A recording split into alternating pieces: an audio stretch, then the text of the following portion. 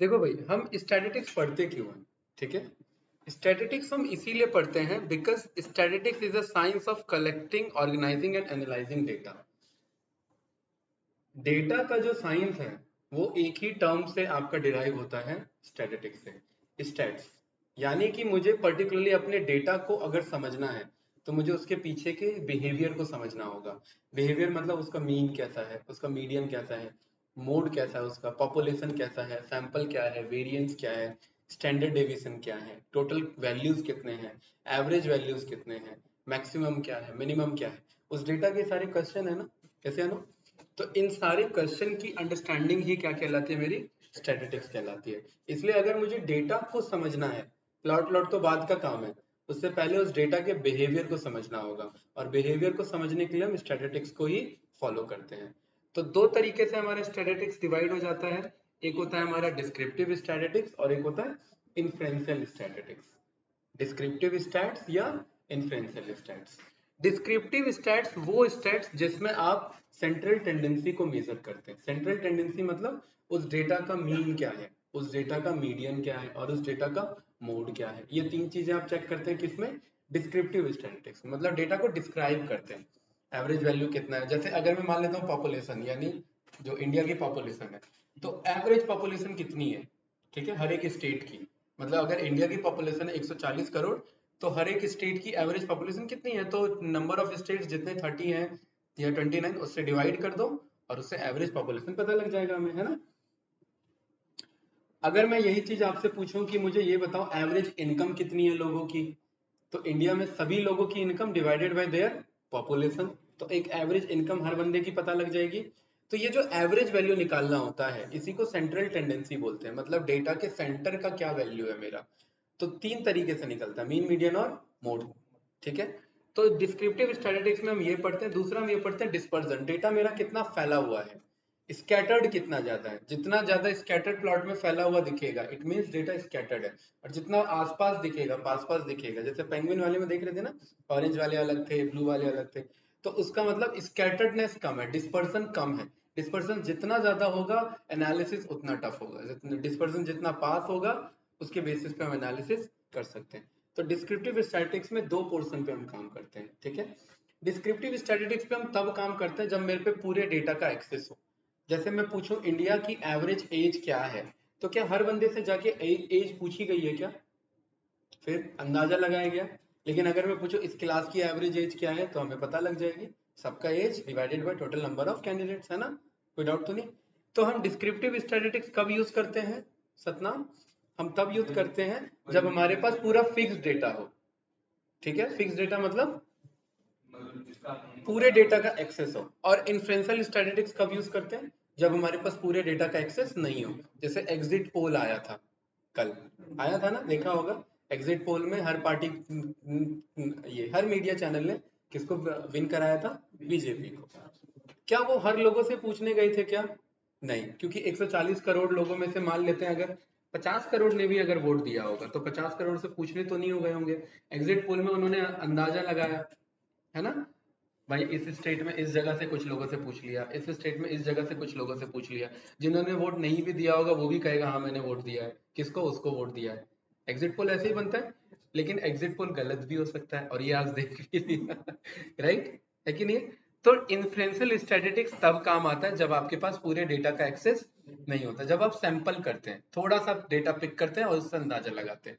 जैसे जो पैथोलॉजिस्ट होता है वो हमारे ब्लड का पूरा ब्लड ले लेता है बॉडी का, या उसका सैंपल लेता है, सैंपल लेता है, तो वो कौन से स्टैटिस्टिक्स पे काम करता है, वो इन्फ्लुएंशियल स्टैटिस्टिक्स पे काम करता है।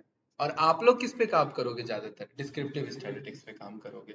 जब आप कंपनी के डेटा पे एनालिसिस करोगे तो कंपनी अपने डेटा का छोटा सा पोर्शन देगी या पूरा पोर्शन देगी, पूरा ही पूरा देगी ना भाई, एनालिसिस करने के लिए। छोटा तो स्टार्टिंग में, ठीक है, लेकिन वैसे पूरा डेटा आपको मिलेगा। तो डिस्क्रिप्टिव स्टैटिस्टिक्स पे हम काम करते हैं। आई थिंक ये डिफरेंस क्लियर होगा, कोई डाउट तो नहीं।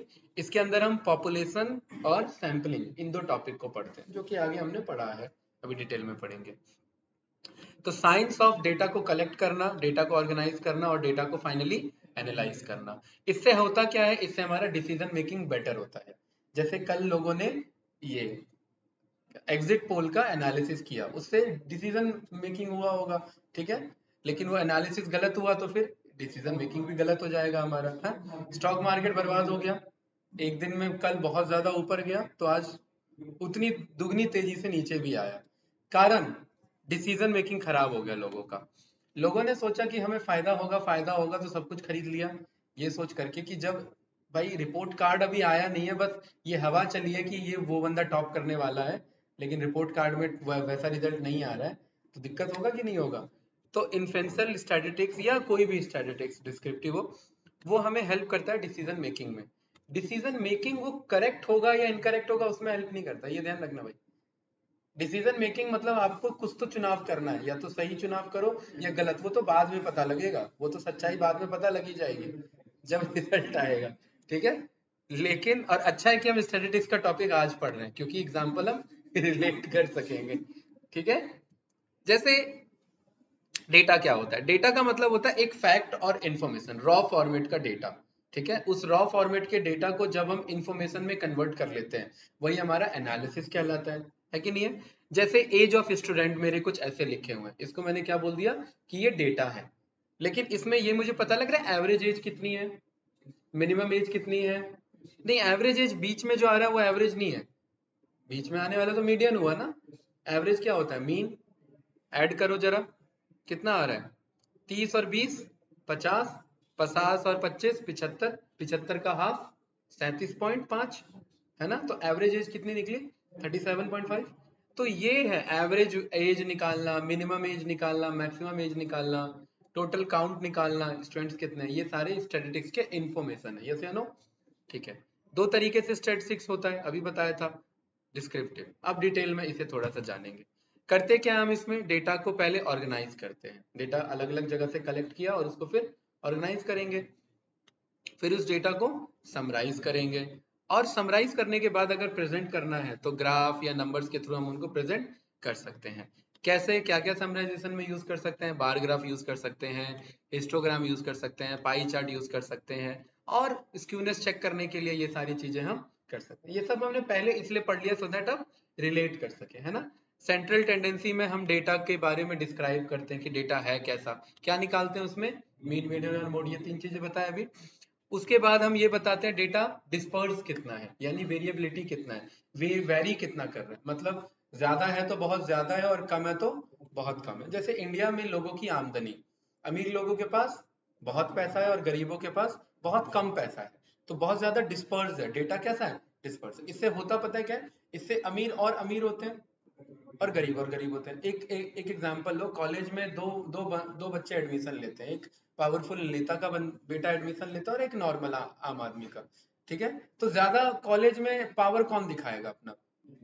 ठीक है, और कल को वो धीरे धीरे उसका जो फादर है वो इलेक्शन में जीत जाता है और वो, ठीक है, 14 सीट आ जाते हैं उनके फादर के पास। ठीक है, तो वो नेता की डिमांड और बढ़ जाती है, तो और पावर बढ़ जाएगी, और दूसरी तरफ बाकी है, उसकी पावर और क्या हो जाएगी? कम हो जाएगी। तो कहने का मतलब है वेरिएबिलिटी ज्यादा होगा तो डेटा और ज्यादा वेरी करेगा आपका। इससे ये हमें पता लगता है डेटा स्प्रेड कितना हो रखा, फैला हुआ कितना है। ठीक है, अब जैसे कोविड में कितने लोग डेथ हुए, ठीक है, वो जो एक्चुअल डेटा था, है ना, एक एक का तो काउंट, डेथ तो काउंट किया होगा, लेकिन उसमें भी बाद में अंदाजा लगाना पड़ा क्योंकि हर एक बॉडी का काउंट हमें नहीं भी मिला था, राइट? लेकिन जब कोविड का वैक्सीन बना, तो कोविड का वैक्सीन बना तो क्या उन्होंने हर एक बंदे पे पहले टेस्ट किया था? बनाने वाली कंपनी ने नहीं टेस्ट किया होगा ना। अगर टेस्ट ही कर लेते तो वो सबको वैक्सीन लगा दिया उन्होंने। मतलब टेस्ट बहुत लिमिटेड लोगों पे किया होगा, बहुत बार किया होगा, उसके बाद मार्केट में इंट्रोड्यूस किया। तो वो कौन से स्टैटिस्टिक्स का पार्ट है? वो इन्फ्लुएंशियल स्टैटिस्टिक्स का पार्ट है, क्योंकि वो बड़े से पॉपुलेशन में से छोटा सा सैंपल निकालते हैं, उस पर एनालिसिस करते हैं और फिर अंदाजा लगाते हैं कि अगर सैंपल ऐसा है।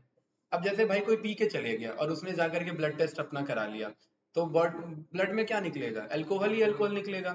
लेकिन 2 दिन बाद वो तो ठीक है, लेकिन ब्लड टेस्ट का रिपोर्ट 2 दिन बाद आ रहा है। अब वो बंदा तो एकदम चुस्त दुरुस्त बैठा हुआ है, लेकिन रिपोर्ट में लिखा हुआ आपका लिवर लिवर खराब हो गया, डैमेज हो गया।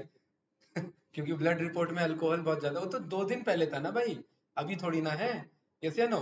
तो इन्फ्लुएंशियल स्टैटिस्टिक्स का रिजल्ट वेरी कर सकता है लेकिन डिस्क्रिप्टिव का नहीं करेगा। लेकिन डिस्क्रिप्टिव में अब वो पूरे बॉडी का ब्लड नहीं निकाल सकता ना, फिर तो बॉडी नहीं बचेगा, खत्म हो गया ना।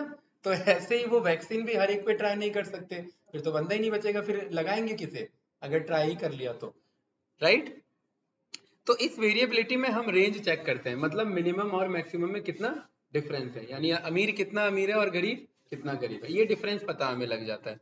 वेरिएंस चेक करते हैं, डेटा मीन से कितनी दूरी पर है, जो मीन के आसपास होता है वो डेटा ठीक है, जो मीन से दूर होता है वो डेटा, भाई एक आपका ग्रुप है, पेंगुइन का ग्रुप है, ठीक है, बच्चे हैं बहुत सारे छोटे छोटे, वो अपने ग्रुप से क्या है बहुत दूर खेल रहे हैं, तो अटैक किन पे होगा, बच्चों पे अटैक होगा, ग्रुप पे अटैक होगा, बच्चों पे। मीन मतलब एवरेज, एवरेज पेंगुइन्स यहाँ मौजूद थे और कुछ बाहर घूम रहे हैं, तो पोलर बियर जाकर के अटैक किन पे करेगा, जो बाहर घूम रहे हैं, है ना।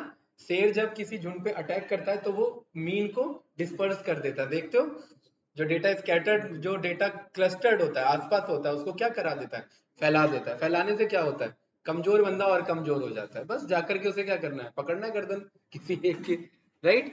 तो वो भी स्टैटिस्टिक्स यूज करता है, बस उसे कोई बताने वाला नहीं था कि वो स्टैटिस्टिक्स यूज करता है, हाँ?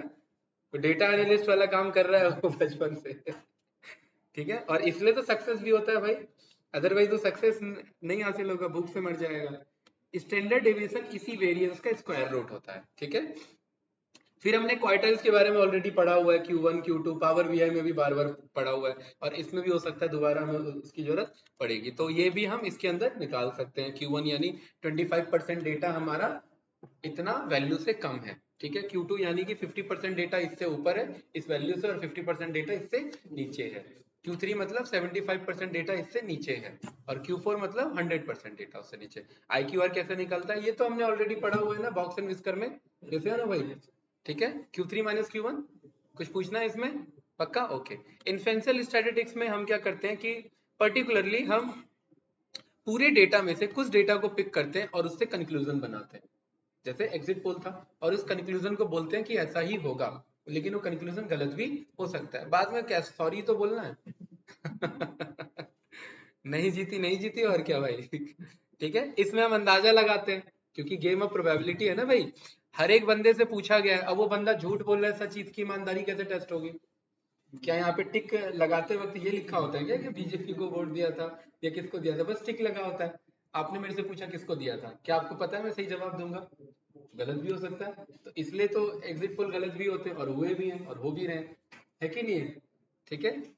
तो इसमें हमारा प्रोबेबिलिटी होता है, और प्रोबेबिलिटी के बेस पे हम करेक्शंस पे काम करते हैं। तो हम क्या करते हैं, पॉपुलेशन में से कुछ सैंपल को पिक करते हैं, उन पे एनालिसिस करते हैं, और उसके बाद हम पाते हैं कि ज्यादातर हमारा डेटा वैसा ही होगा। जैसे हमने एक पॉपुलेशन में से सैंपल को पिक किया और हमने पाया ज्यादातर लोगों को ब्लू गाड़ी पसंद है, तो हम बोल सकते हैं कि भारत में ज्यादातर लोगों को ब्लू गाड़ी पसंद है, जबकि ऐसा करेक्ट नहीं है, ऐसा बस बोल सकते हैं, वो बोलने में भी प्रोबेबिलिटी है, गलत भी हो सकता है ना, ठीक है। सो डिस्क्रिप्टिव स्टैटिस्टिक्स में जब आप पे डेटा हो, और इन्फ्लुएंशियल स्टैटिस्टिक्स में जब आप पे पॉपुलेशन हो, पॉपुलेशन मतलब बहुत बड़ा डेटा, जैसे एक 20 बच्चों की क्लास है, मैथ्स पढ़ते हैं वो सब, उनके, ठीक है, उनके मार्क्स जो है सेमेस्टर 1 के वो कुछ ऐसे हैं 20 बच्चों के, ठीक है। तो डिस्क्रिप्टिव स्टैटिस्टिक्स का अगर ये डेटा होता तो इसके क्वेश्चन कैसे होते हैं, इसका क्वेश्चन ये होता कि एवरेज मार्क्स कितने हैं पूरे क्लास के, ये होता है ना क्वेश्चन, मैक्सिमम मार्क्स कितने हैं, मिनिमम मार्क्स कितने हैं, राइट। लेकिन अगर ये इन्फ्लुएंशियल होता, ठीक है, अगर इन्फ्लुएंशियल होता तो क्वेश्चन ये हो सकता था कि are marks of student of classroom similar to other marks in the college, क्या उस क्लास 7th के बच्चों का जो एवरेज मार्क्स आया, क्या वो क्लास 9th के बच्चों के एवरेज मार्क्स जैसा या अलग है, अब इसमें प्रोबेबिलिटी है ना, राइट। तो इस केस में आप इन्फ्लुएंशियल स्टैटिस्टिक्स का यूज कर सकते थे, जहां पर ये देखिए, क्या 7th क्लास के बच्चों के एवरेज मार्क्स के बेसिस पे ये बोला जा सकता है कि पूरे स्कूल का एवरेज मार्क्स ये है, नहीं, लेकिन अगर ऐसा बोला जा सके तो वो कौन से स्टैटिस्टिक्स का पार्ट है, इन्फ्लुएंशियल। तो यहाँ पर वो वही कह रहा है, एक एवरेज मार्क्स पता कर लिया और बोल दिया हमारे कॉलेज का ही यही है एवरेज मार्क्स है, जो कि गलत भी हो सकता है आपने टॉपर्स का क्लास ले लिया हो, है ना, ठीक है। तो इन्फ्लुएंशियल स्टैटिस्टिक्स में हम किस में पढ़ते हैं, क्या पढ़ते हैं, पॉपुलेशन एंड सैंपल के बारे में पढ़ते हैं। पॉपुलेशन का ही एग्जांपल है, देखो इलेक्शन का एग्जांपल है, राइट, वही बात ठीक है, गोवा, यूपी, या अब तो इंडिया, अभी एग्जांपल में बदल दूंगा कल, ठीक है। इंडिया में इलेक्शन हुए, लोगों ने एग्जिट पोल बनाया, ठीक है। एग्जिट पोल में ये बोला रिपोर्टर ने कि भाई हर एक से जाकर के पूछा कि भाई आपने किसको वोट किया। तो रिपोर्टर पूरे पॉपुलेशन से नहीं पूछता है, उसमें से किससे पूछता है, सैंपल में से कुछ लोगों से पूछता है। अलग अलग रीजन के हो सकते हैं, अलग अलग स्टेट के हो सकते हैं, अलग अलग कास्ट के हो सकते हैं, हो सकता है भाई, ठीक है। रिपोर्टर ने पूछा भाई किसको वोट दिया, तो ज्यादातर उस सैंपल में जिसने वोट दिया जिस पार्टी को, तो रिपोर्टर अंदाजा लगाएगा कि यार मैंने 500 लोगों से पूछा, 500 में से ज्यादातर ने कहा कि भाई मैंने इसको वोट दिया है, तो हो सकता है कि इस स्टेट में इस रीजन में ज्यादातर लोगों ने इसको वोट दिया हो। और इसी से अंदाजा लगाते हैं कि इस पार्टी को इतने सीट मिल रहे हैं। वो अंदाजा लगाते हैं, वो अंदाजा गलत भी हो सकता है, ठीक है, और हो ही रहा है। राइट। तो पॉपुलेशन को हम किससे डिनोट करते हैं गाइस स्टैटिस्टिक्स में, कैपिटल एन से, कैपिटल एन, एन यानी कि पॉपुलेशन, और सैंपल को किससे रिप्रेजेंट करते हैं, स्मॉल। ये सब कुछ थ्योरेटिकल क्वेश्चन है जो पूछ लिए जाते हैं। अब सैंपल कैसे कैसे हो सकते हैं, इसको छोड़ो, इसको थोड़ी देर के लिए छोड़ो, अपना अंदाजा लगाओ। आप एग्जिट पोल के, आप एक रिपोर्टर हो, आप सबसे आकर के कैसे कैसे सैंपल कर सकते हो, बताओ। है नहीं, आपने किसको दिया ये तो वोट पूछना ही है। सैंपल किस तरीके से करोगे, जैसे आप यूपी में इलेक्शन हुआ, यूपी में सैंपलिंग कैसे करोगे, क्या यूपी के हर एक डिस्ट्रिक्ट में जा करके एक ही रिलीजन के बंदों से पूछोगे, या एक ही कास्ट के बंदों से पूछोगे? अच्छा, अलग अलग से। क्या अलग अलग रिलीजन या अलग अलग कास्ट के बंदों से पूछ रहे हो तो एक ही घर के सारे बंदों से पूछ के आ जाओगे? फिर एक पर्टिकुलर प्लेस में एक ही घर से पूछोगे? हैं? एक पर्टिकुलर प्लेस में अलग अलग घर से पूछोगे, है ना, अलग अलग घर से पूछोगे, है कि नहीं है? जैसे नो, क्या उस प्लेस को छोड़ करके फिर बस उस स्टेट का एनालिसिस निकाल लोगे? ऐसा नहीं होगा, और भी पूछना पड़ेगा हमें डिटेलिंग। तो सैम्पलिंग कुछ इस तरीके से ही होती है। दूसरा एग्जांपल लेते हैं कि आप एक इंस्पेक्टर हो, ठीक है, माल सप्लाई हो रहा है आपके एरिया से, राइट, आपको ट्रक को रोक के चेक करना है कि इसमें स्मगलिंग का सामान है या फिर एक्चुअल ये अभी जो सीजन चल रहा है आम सप्लाई हो रहे हैं, ठीक है, क्या सप्लाई हो रहा है। सैम्पलिंग करना है आपको सतनाम, ठीक है। उसमें 40 कार्टन बॉक्स आ जाते हैं एक ट्रक के अंदर में, मान लेते हैं ऐसा, तो कैसे चेक करोगे?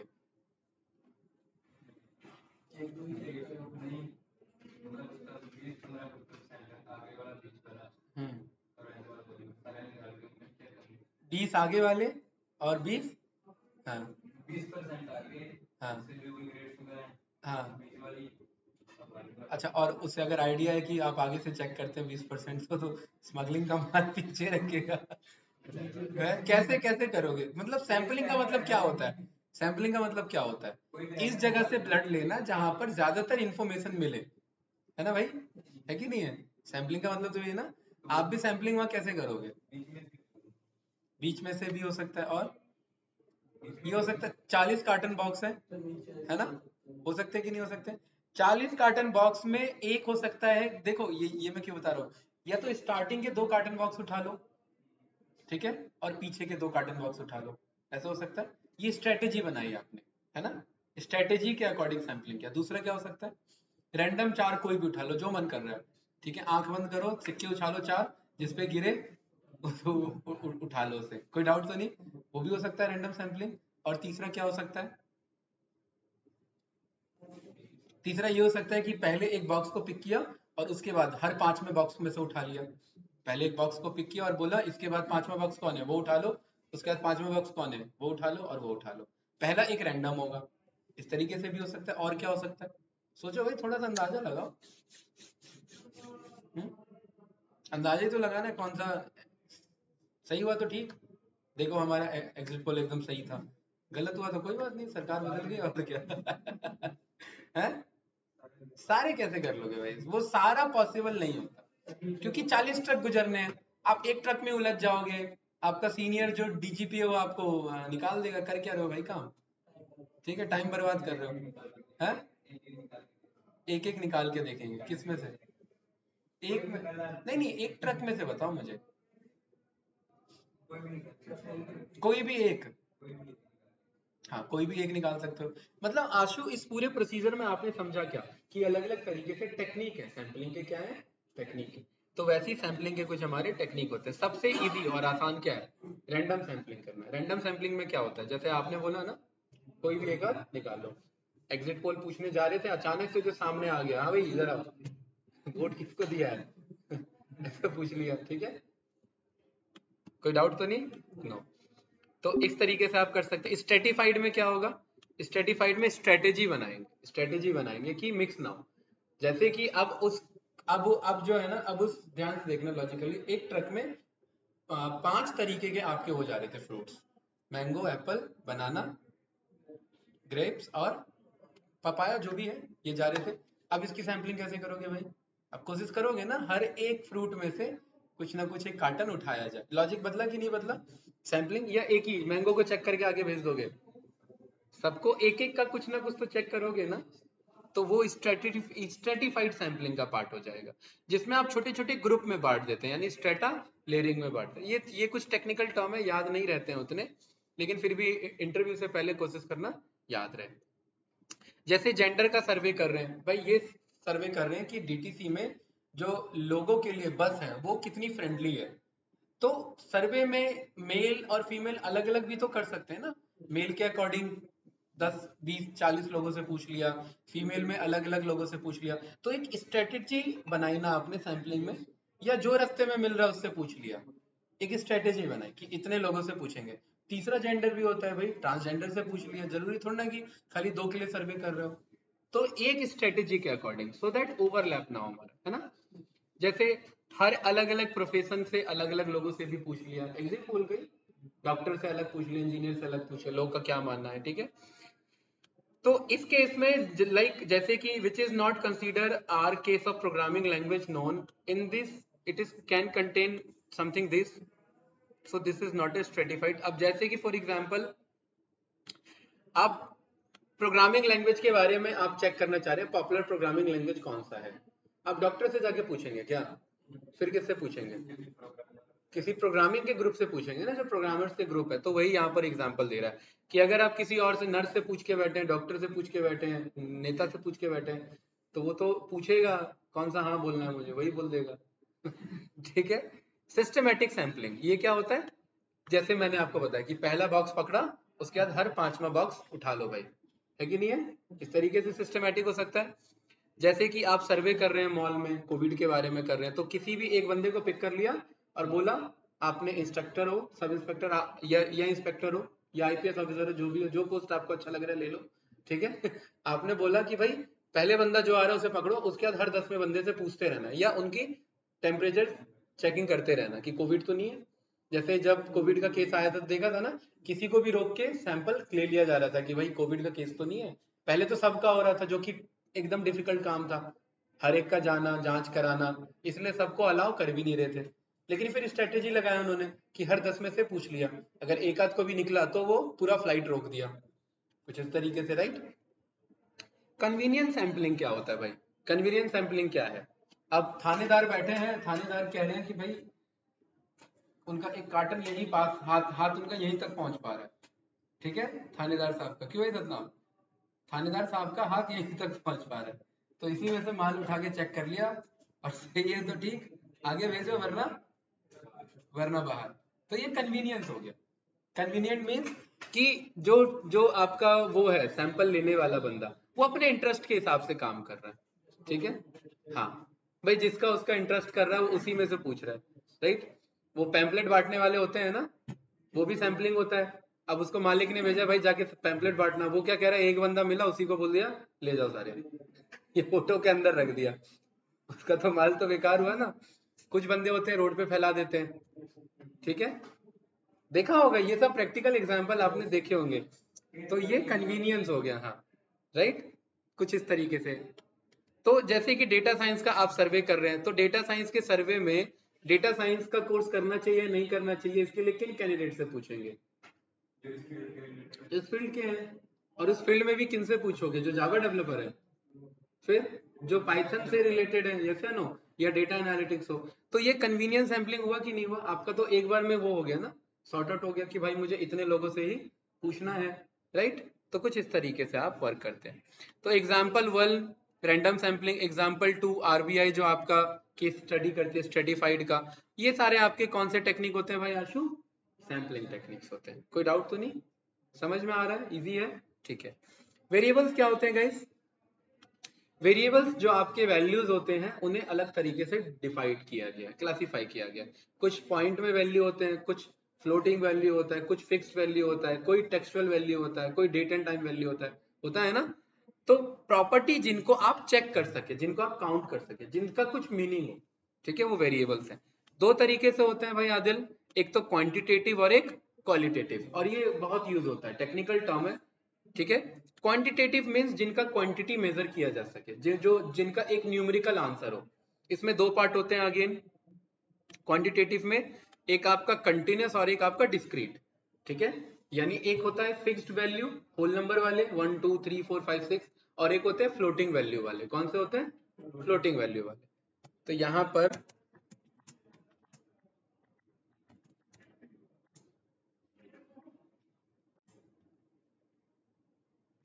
कुछ इस तरीके से,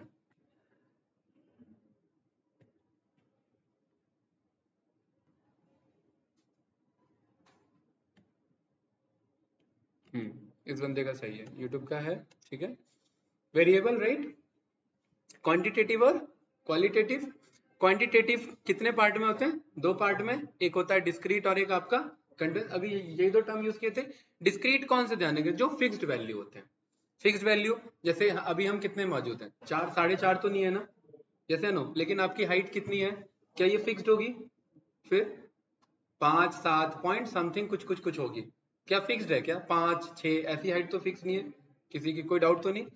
तो यहाँ पर पर्टिकुलरली ये डिस्क्रीट के पार्ट हो जाएंगे, लेकिन जिसमें फिक्स्ड आंसर नहीं, जैसे वेट हो गया, हाइट हो गया, है कि नहीं है, तो वो आपके डिस्टेंस हो गया, टेम्परेचर हो गया, ये सारे फ्लोटिंग वैल्यू होते हैं। अभी आप देखोगे टेम्परेचर कितना चल रहा है, 43 42 45 पॉइंट समथिंग दिस, ऐसा वैल्यू होगा, कोई डाउट तो नहीं। दूसरा आपका हो जाता है क्वालिटेटिव। क्वालिटेटिव मतलब टेक्सचुअल डेटा। कौन सा डेटा भाई? टेक्सचुअल। टेक्सचुअल डेटा भी दो पार्ट में डिवाइड होता है। नॉमिनल मतलब जिनके बीच में आपस में कोई पर्टिकुलर रिलेशन ना हो। क्या हो? रिलेशनशिप ना हो। जैसे आई कलर, ब्लैक ब्राउन ब्लू, क्या इन तीनों कलर में, इन तीनों टेक्सचुअल वर्ड में कोई रिलेशन है कि ब्लैक वाले सबसे टॉप वाले आई कलर हैं, ब्राउन वाले उनसे कम माने जाएंगे, ब्लू वाले और कम माने जाएंगे? क्या ऐसा कुछ होता है क्या? नहीं। ठीक है। क्वालिटेटिव में ब्लड ग्रुप, क्या ऐसा होगा कि ओ प्लस वाले सबसे ऊपर हैं, इन ए नेगेटिव वाले सबसे नीचे बंदे हैं? ऐसा कुछ नहीं होगा ना। तो ये कौन सा डेटा हो जाता है क्वालिटेटिव में? मेरा न्यूमेरिकल वो सॉरी नॉमिनल डेटा। कोई डाउट? इनमें ज्यादातर हम पर्टिकुलरली टेक्सचुअल डेटा ही यूज करते हैं। आशु दूसरे कौन से हो जाते हैं? Ordinal data. ऑर्डिनल डेटा का एग्जांपल नहीं लिखा है, कोई बात नहीं। ऑर्डिनल डेटा वो डेटा होता है जिनमें ऑर्डरिंग होता है। क्या होता है? ऑर्डरिंग। जैसे आप मॉल में गए, आपने देखा होगा कि शर्ट के साइजेस होते हैं, x XL, double XL, triple XL. उसमें एक ऑर्डर होता है ना कि डबल एक्सएल ट्रिपल एक्सएल से छोटा है, और ट्रिपल एक्सएल डबल एक्सएल से बड़ा है, स्मॉल डबल एक्सएल से छोटा है। ये सब ऑर्डर होता है कि नहीं होता है? मैंने आप लोग को मार्क्स दिए गुड, बेटर और पुअर, तो उससे क्या पता लगा मुझे? वो तो तीनों तो वर्ड ही है, टेक्सचुअल वर्ड है ना। लेकिन गुड मतलब बढ़िया था, बेटर मतलब ठीक ठाक था, राइट, और पुअर ठीक नहीं था। मतलब इनमें रैंकिंग है। जिनमें टेक्सचुअल वर्ड में रैंकिंग आ जाए वो कौन सा डेटा आ जाएंगे गाइस? ऑर्डिनल। जिनमें टेक्सचुअल वर्ड में रैंकिंग ना हो, जैसे काय, काउ, डॉग, कैट, बफेलो, इन सब में कोई रिलेशन है क्या कि ये काउ टॉप पर होगी, बफेलो सबसे लास्ट में होगा? ऐसा कोई रैंकिंग नहीं है, ऐसे नो। तो कुछ इस तरीके के नॉमिनल डेटा होंगे। कुछ पूछना है तो बताइए। तो इस तरीके से आपके ये वेरिएबल स्टैटिस्टिक्स में डिफाइन होते हैं। कोई डाउट गाइस? नो? कहाँ ध्यान है भाई? कहाँ फंसा हो? एग्जिट पोल देख रहे हो? फिर पोल एग्जिट देख रहे हो? ठीक है। अच्छा, जेंडर मेल और फीमेल, नॉमिनल आएगा ऑर्डिनल आएगा? नॉमिनल आएगा। क्यों? कोई रैंकिंग नहीं है ना। आप ये नहीं बोल सकते मेल सुपीरियर है, राइट, या फीमेल सुपीरियर है। रैंकिंग नहीं है ना। ठीक है। तो अब मुझे बताते रहिए, एग्जाम्पल का आंसर भले ही बगल में लिखा हो लेकिन फिर भी जेंडर कैसा होगा? कैटेगोरिकल या फिर आपका आपका कैटेगोरिकल या फिर आपका पर्टिकुलरली? नहीं, कैटेगोरिकल तो है। एक आपका होता है ना क्वालिटेटिव, ये वाला न्यूमेरिकल।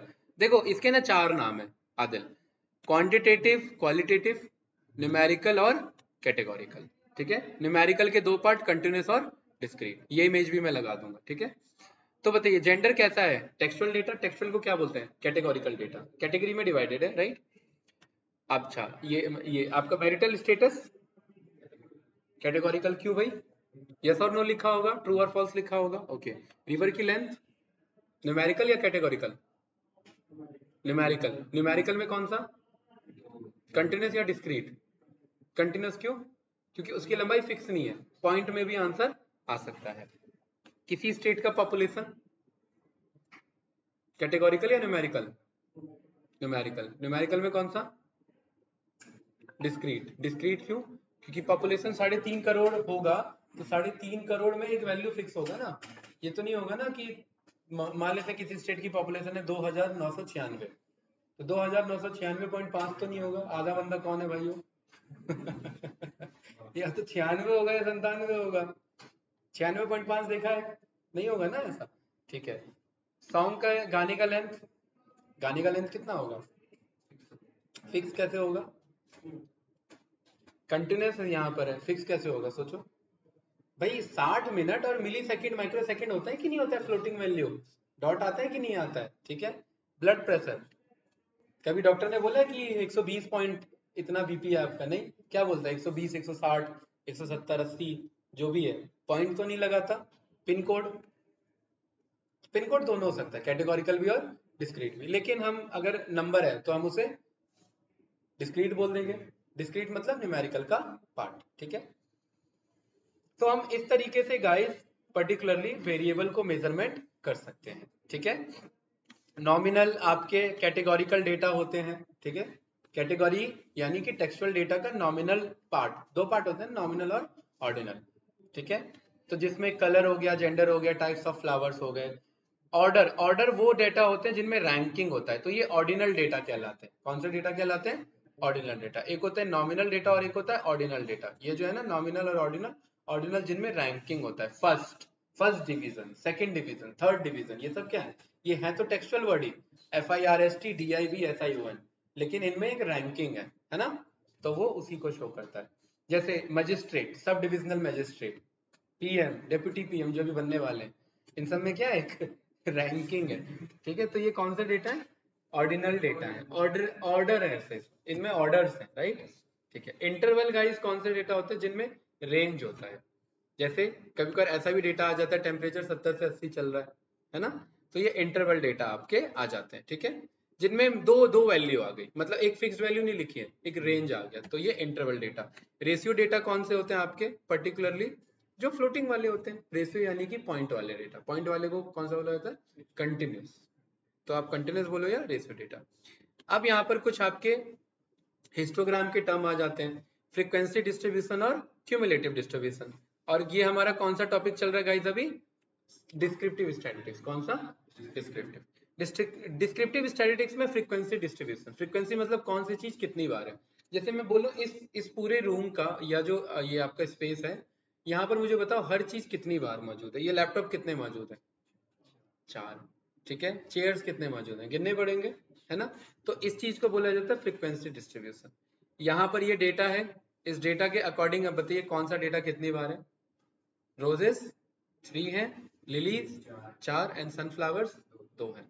तो किसी डेटा का काउंट चेक करना वो कैसे पता लगता है? फ्रीक्वेंसी डिस्ट्रीब्यूशन से। और हिस्टोग्राम वही तो करता है, काउंट प्लॉट भी वही काम करता है, दोनों में हमने पढ़ा हुआ है कि नहीं है। ठीक है, क्यूमुलेटिव क्या होता है? क्यूमुलेटिव मतलब एक में दूसरा जोड़ दो। रोजेस कितने थे? 3। रोजेस और लिली मिलाकर के कितने हो गए टोटल? 7। लिली और सनफ्लावर मिला के कितने हो गए? 9। तो इसका फाइनल आंसर हमेशा उतना होगा जितना डेटा है ना। जैसे आपके पास 100 रुपए हैं, आपके पास 200, 300 और 400, तो हम सब पे टोटल कितना पैसा है? आप अपना पैसा इसको दे दो, आप पे कितने हो गए? 300 हो गए। आपने अपना पैसा इसको दे दिया, आप पे कितने आ गए? 500। और आपने अपना पैसा मुझे दे दिया, मेरे पे कितने हो गए? 400 थे, मेरे पे 900 हो गए ना। तो ये क्यूमुलेटिव फ्रीक्वेंसी है, यानी कि हर एक फ्रीक्वेंसी को ऐड कर देना और अगले पे ऐड कर देना, तो लास्ट वाले बंदे पे हमेशा फाइनल आंसर होगा, है कि नहीं है? कोई डाउट तो नहीं भाई इस वाले में? कोई कंफ्यूजन? इन सबको चेक करने के लिए हम कौन कौन से प्लॉट बनाते हैं? हम ज्यादातर बार ग्राफ या हिस्टोग्राम यूज, ज्यादातर हिस्टोग्राम यूज होता है। ठीक है, और बिन्स हम कंट्रोल कर सकते हैं, प्रोबेबिलिटी डिस्ट्रीब्यूशन फंक्शन भी बोल दिया जाता है, और मीन लाइन भी हम यहाँ पर शो कर सकते हैं। KD का लाइन हमने देखा था ना, वो लाइन भी हम यहाँ पर शो कर सकते हैं, जिन्हें कर्नल डेंसिटी एस्टिमेटर भी बोला जाता है। हिस्टोग्राम और बार में क्या डिफरेंस है भाई? हिस्टोग्राम खाली क्यूमुलेटिव फ्रीक्वेंसी हो, हिस्टोग्राम खाली फ्रीक्वेंसी बताता है, फ्रीक्वेंसी डिस्ट्रीब्यूशन, और बार उस डेटा का काउंट या एवरेज वैल्यू भी बता सकता है। तो इंटरमीडिएट स्टेट्स में अब हम आ चुके हैं, बेसिक हमारा कवर हो चुका है। कुछ पूछना है तो बताइए। नो।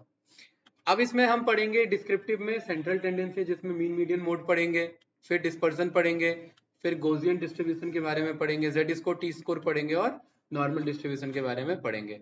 सेंट्रल टेंडेंसी क्या होते हैं? सेंट्रल टेंडेंसी में हम मीन निकालते हैं, ठीक है। पॉपुलेशन और सैंपल का तो हम इन्फ्लुएंशियल में निकालते हैं, लेकिन वैसे हम मीन निकालेंगे अपने गिवन डेटा का। एवरेज मीन हमारा क्या होगा? पॉपुलेशन को एन से रिप्रेजेंट करते हैं, सैंपल को स्मॉल एन से रिप्रेजेंट करते हैं, और मीन को किससे रिप्रेजेंट करते हैं? म्यू।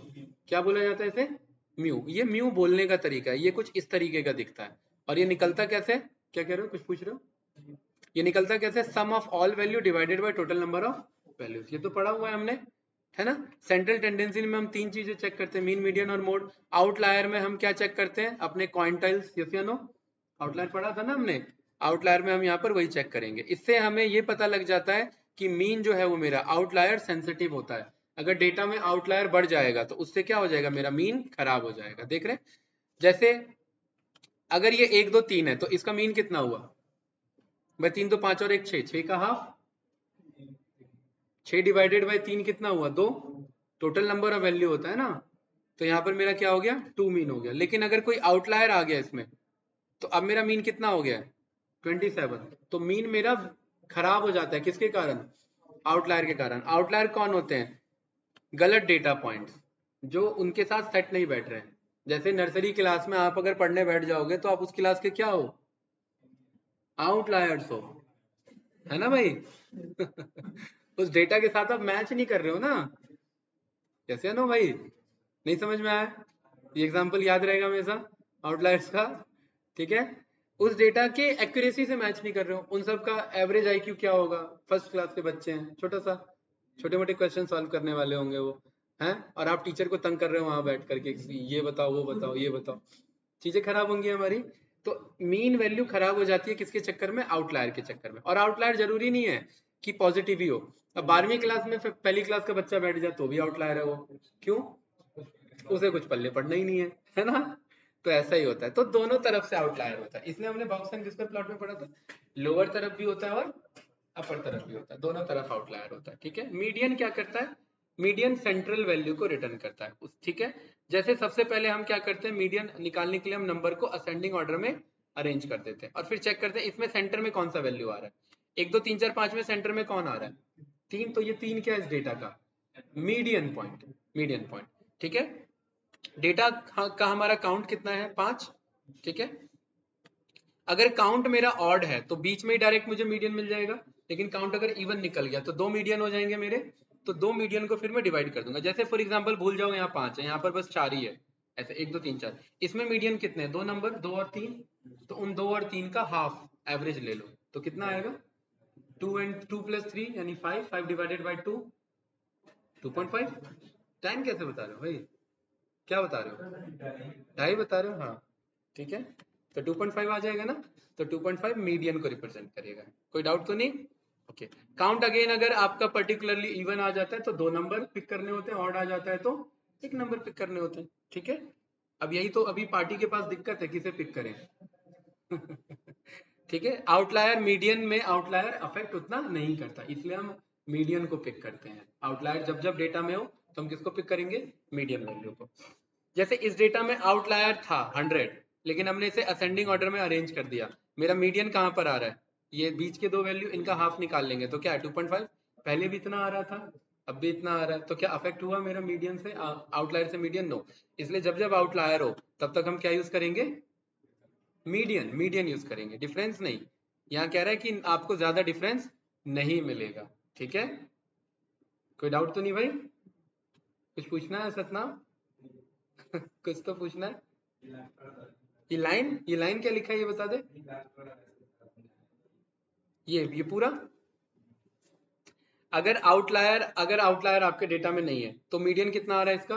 2.5, सॉरी 2 आ रहा है भाई। 3 डेटा है, 3 में सेंटर में कौन है? 2। तो मीडियन कितना है? 2। आपके डेटा में आउटलायर आ गया, ठीक है। तो मीडियन वैल्यू कितने हो गए? 2। अब दो तो मीडियन हो नहीं सकते, उसका हाफ निकालेंगे, 2 + 3 का हाफ 5, 5 का हाफ 2.5, तो मीडियन कितना आया 2.5।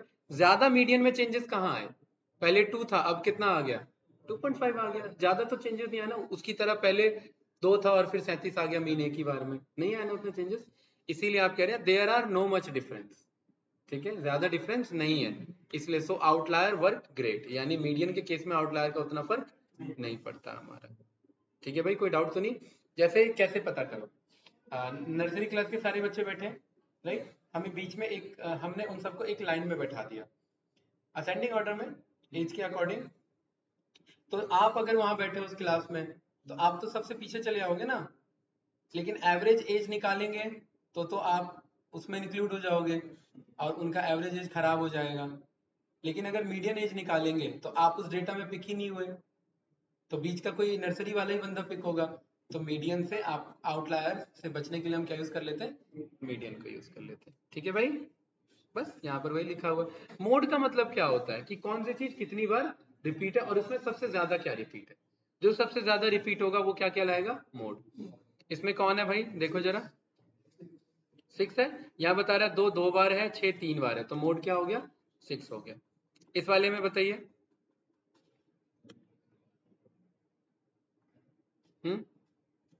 भाई यहाँ पर आपका lily sunflower and dot dot dot, वही बता रहे हैं ना, डेटा यहाँ पर हमारा क्या है, मिस है, तो डेटा मिस है, तो इस केस में हम ना मीन निकाल सकते हैं ना हम मीडियन निकाल सकते हैं, उस केस में हम क्या निकाल सकते हैं, मोड निकाल सकते हैं। भाई इसका एवरेज वैल्यू निकाल सकते हो क्या, लिली सनफ्लावर का एवरेज वैल्यू क्या होगा, मान लेते इस कॉलम में मिसिंग डेटा है तो उसको फिल कैसे करोगे, हमने पीडी फिल एनए में पढ़ा था ना, डीएफ फिल एनए में टेक्सचुअल डेटा को किससे फिल करते थे, मोड से फिल करते थे ना, कि जो सबसे ज्यादा रिपीट हो रहा है, क्योंकि टेक्सचुअल डेटा का मीन और मीडियन नहीं निकलता, जैसे है नो, ठीक है, बस वही तो आपका है। जैसे यहाँ पर है ये इसका अगर मुझे मिसिंग वैल्यू फिल करना हो तो हम, क्योंकि ये न्यूमेरिकल डेटा है तो हम इसका मीन निकाल लेंगे, ठीक है, लेकिन अगर ये टेक्सचुअल डेटा है तो इसका फिर मोड निकाल लेंगे। कोई डाउट भाई, नो, बस आज के लिए यहीं रखते हैं, और मैं ये फाइल भेज देता हूँ, यहाँ से पढ़ के कल थोड़ा आना, कल और इसे देखेंगे, ठीक है, अभी बहुत है भाई, चलेगा, ठीक है, ये चलेगी, हाँ लंबी गाड़ी है ये।